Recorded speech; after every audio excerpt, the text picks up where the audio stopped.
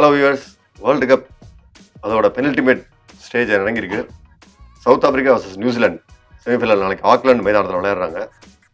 இந்த ஆக்லாந்து எப்படின்னு கேட்டால் ஆஸ்திரேலியா நியூசிலாந்து ஒரு மேட்ச் நடந்தது இல்லை. ஒரு 153 159 ரன் சேஸ் பண்ண முடியாமல் நியூசிலாந்து 9 விக்கெட் இருந்தது. அதே பிச்சு தான் நாளைக்கு நடக்குது. சவுத் ஆப்பிரிக்கா நியூசிலாண்டுக்கு என்னன்னு பார்த்தீங்கன்னா, ஃபைனல்ஸுங்கிறது ரெண்டு டீம் எட்டி பார்த்ததில்லை இது வரைக்கும்.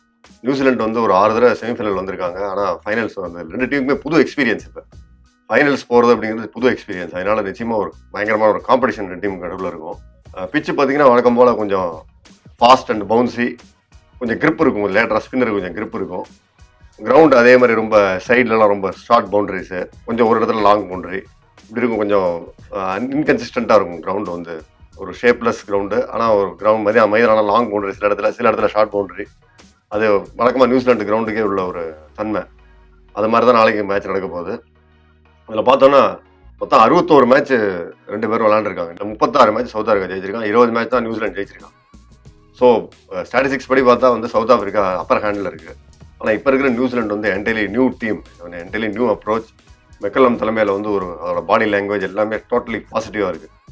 மெக்கல்லம் வந்து ஒரு பெரிய ஓப்பனிங்கில் இறங்கி ஒரு பெரிய டீசராக இருக்கார். வந்து அவர் மேலேயே கவனத்தை செலுத்திட்டு இருந்தால் மற்ற பிளேயர்லாம் வந்து அடிக்க ஆரம்பிச்சிடுறாங்க. இப்போ அவரை எடுத்துட்டா முடிஞ்சு போச்சு அப்பாடா நினைக்கும் போது அன்றைக்கி கப்தில் வந்து போட்டு சாதனை ஆரம்பிச்சு.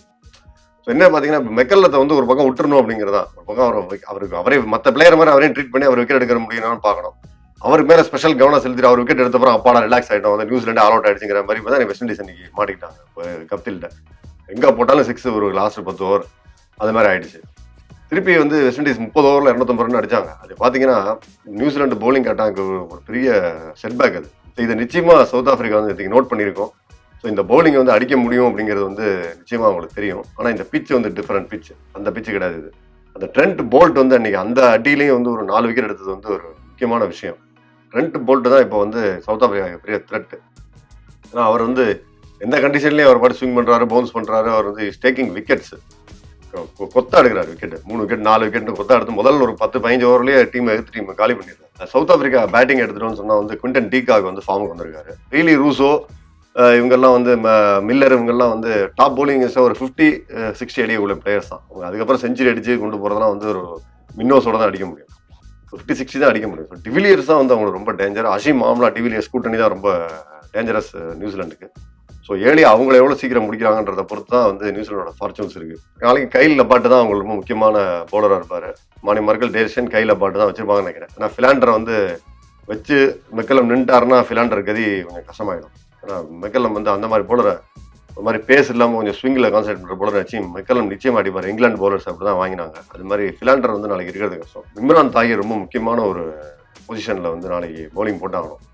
ஏன்னா எல்லாருமே வந்து சின்ன கிரவுண்டு, ஸ்பின்னருக்கு வந்து ரொம்ப கஷ்டம். நியூசிலாண்டில் வந்து அந்த பிச்சு வந்து கொஞ்சம் அவ்வளோ ஹெல்ப்ஃபுல்லாக இருக்காது. அப்படி சமயத்தில் இம்ரான் தாகிரை நீங்கள் வந்து உட்காந்து வைக்க முடியாது நாளைக்கு மேட்சுக்காக. ஏன்னா அவர் பயங்கர பர்ஃபார்மர் அந்த சவுத் ஆப்பிரிக்காவுக்கு.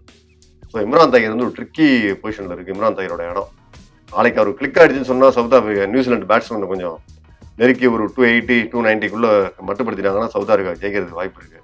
நியூசிலாந்து ஃபீல்டிங் வந்து ரொம்ப பிரமாதமான ஃபீல்டிங்காக இருக்குது. அதை நம்ம இந்த டோர்னமெண்ட் முழுக்க பார்த்துட்டு வரோம். நியூசிலாண்டோட ஃபீல்டிங் வந்து எக்ஸ்ட்ராடினரி.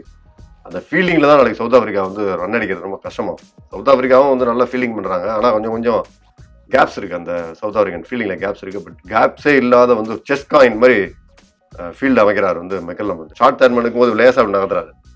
ஸோ இப்படி கட்டாடும் போது நீங்கள் கையில் போய் உட்காந்துரும். அது நம்ம இவரை கூட இங்கே வந்தாரு பேட்ஸ்மேன் முடிச்சுட்டு இருப்பான். லேசாக நகர்த்துறாரு. ஸ்லைட்டான ரொம்ப பெரிய சேஞ்சஸ்லாம் பண்ணாமல் ஸ்லைட் சேஞ்சஸில் பண்ணுறாரு. செஸ் காயின் நகர்த்துற மாதிரி நகர்த்துறாரு. ஸோ இது சவுத் ஆப்பிரிக்கா ரொம்ப நோட் பண்ண வேண்டிய ஒரு விஷயம். இந்த டீமில் எந்த டீம் ஃபைனல்ஸ் வந்தாலும் அதான் ஃபஸ்ட் டைம் ஃபைனல்ஸ் வராங்க. ஸோ ரொம்ப மோஸ்ட் எக்ஸைட்டிங் மேட்சாக இருக்கும். அது வந்து ஐ டோன்ட் கிவ் அப். அவ்வளோ ஈஸியாக 2 டீம் விட்டுறாது அப்படின்னு நினைக்கலாம். ரொம்ப நாளைக்கு நடக்க போகிற மேட்ச் வந்து ஒரு கிட்டத்தட்ட ஃபைனல்ஸ் மாதிரியே சொல்லலாம். Exciting to watch. Let us wait and see who is going to win.